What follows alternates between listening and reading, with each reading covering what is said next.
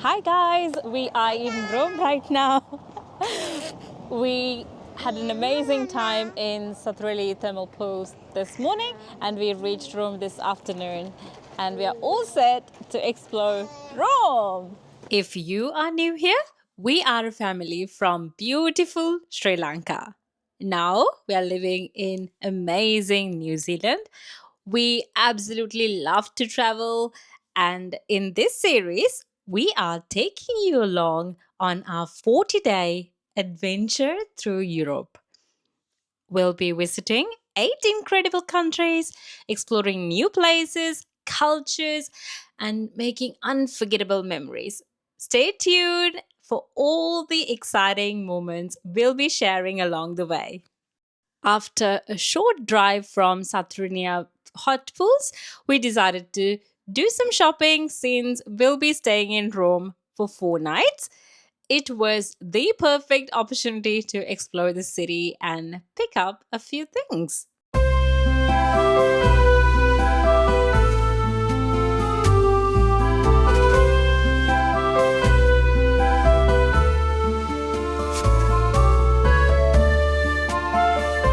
In the evening, we headed to the city for a couple of hours. We didn't explore too much, but instead, we focused on enjoying a nice dinner at a lovely restaurant.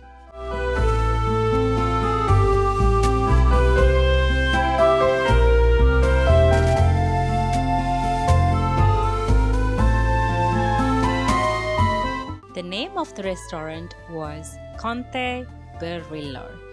One of our friends is a chef here, Antonia, but regardless, the place had an amazing vibe. We ordered a few dishes, including the famous carbonara, and wow, I have to say, it was absolutely amazing. If you have any doubts, check out the reviews. This restaurant is definitely worth a visit.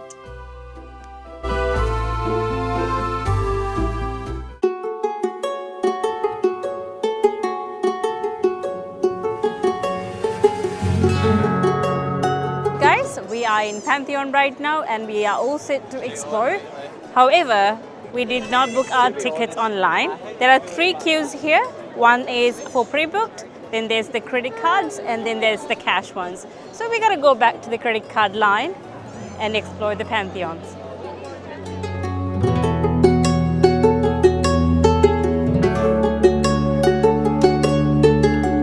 A Pantheon. This is truly an amazing masterpiece. Even when we visited in September, it was incredibly busy. But just like most other popular attractions in Rome, this iconic building is over 2,000 years old and was originally built as a temple to all the gods of ancient Rome. The Pantheon is also one of the best preserved ancient Roman buildings and has been continuously used throughout history, now serving as a church.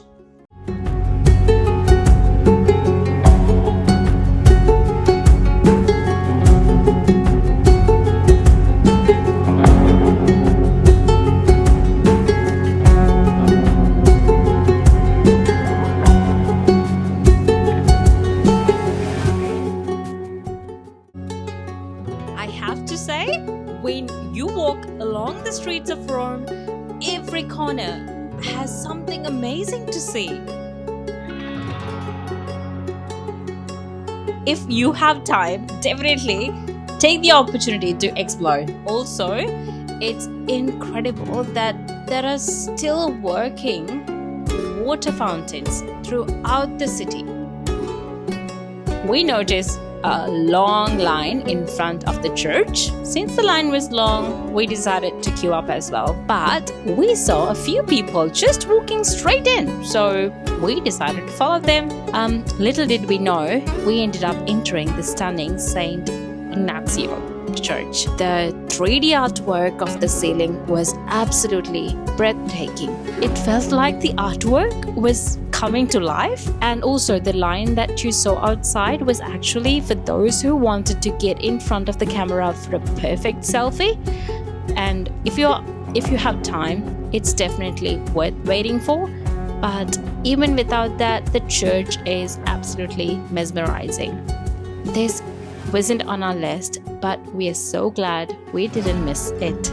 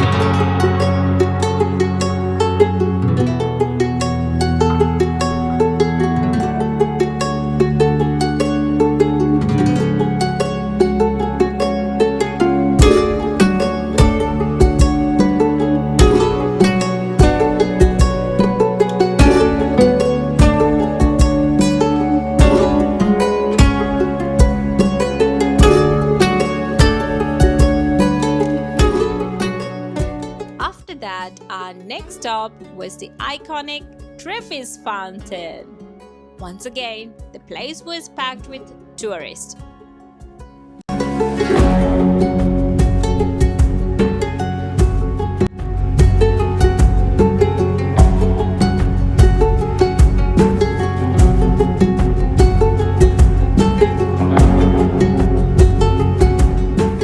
However, we got lucky.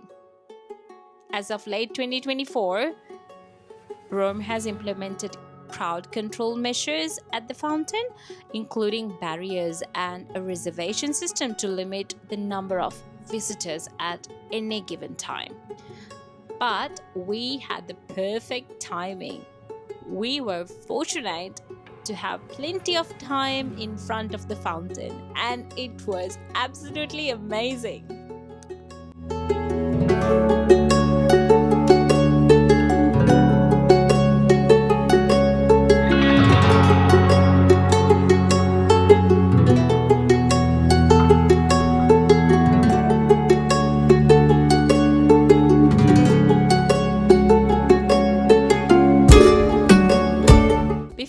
To our next amazing destination, we decided to have a quick bite and take a little rest to recharge.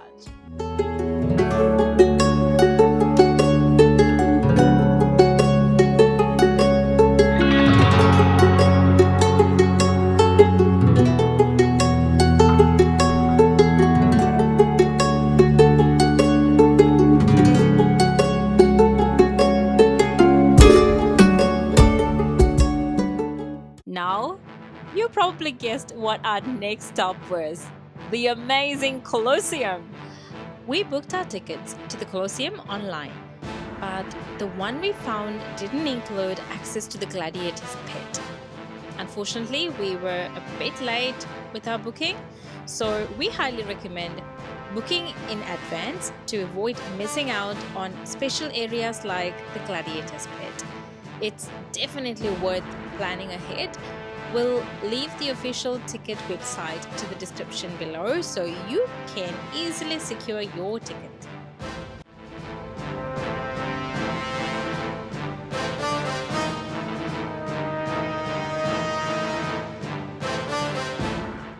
Seeing it in person was the first time. After reading about it and watching movies was truly surreal. The Colosseum, originally known as the Flavian Amphitheater, was built around 70s AD and could hold up to 80,000 spectators. It was the venue for grand events like gladiatorial battle, animal hunts, and even mock naval fights. walking through its arches and standing in the same place where history unfolded is something you can't quite capture in a book or a movie. Oh man, I'm getting goosebumps saying this.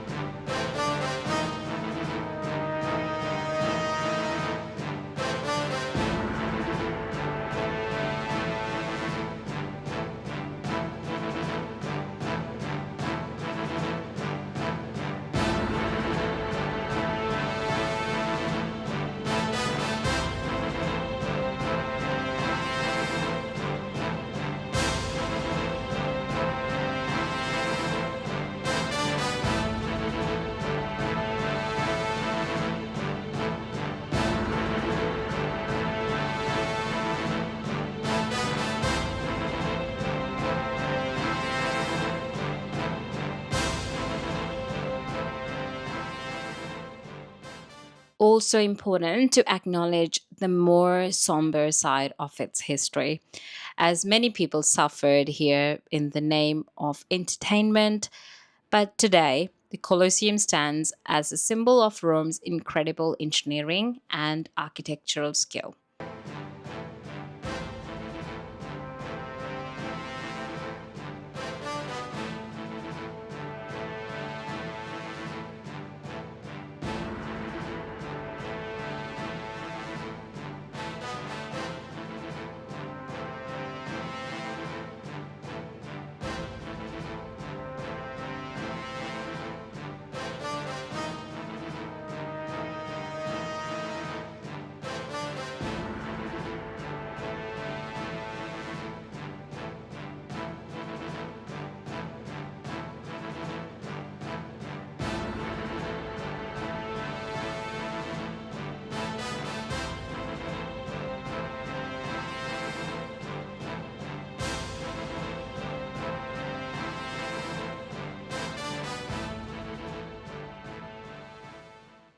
After all that excitement, we headed back to our Airbnb to relax and unwind after an unforgettable day of exploring.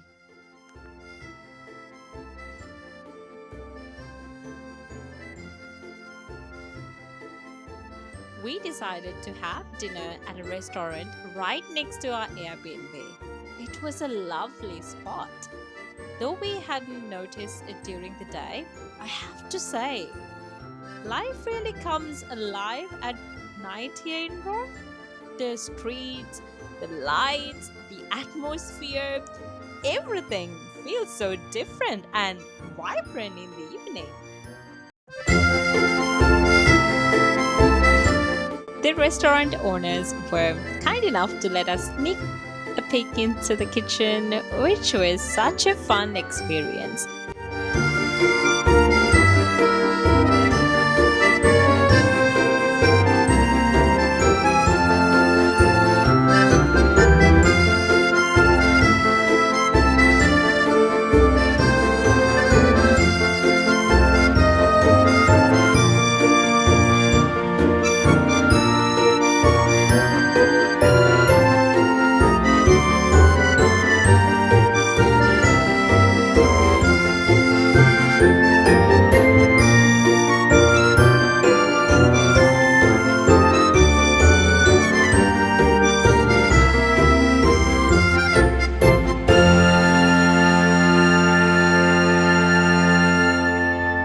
The food was absolutely delicious and we really enjoyed it with a nice glass of wine after such a tiring day. It was the perfect way to end our evening.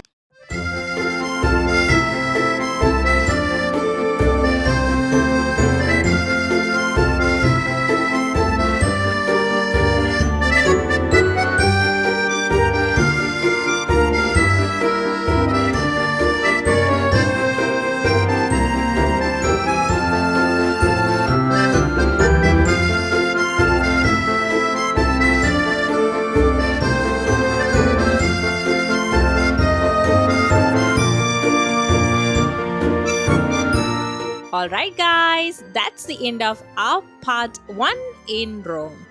As I've mentioned before, there are so many things to see in Rome, so I highly recommend having a few extra days to explore.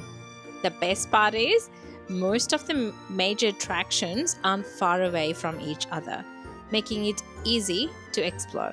We hope you enjoyed this video. If you did, please don't forget to subscribe and leave a comment below. Give us a like if you like this video as well. We'd love to hear what you think. Until then, love you guys. Bye!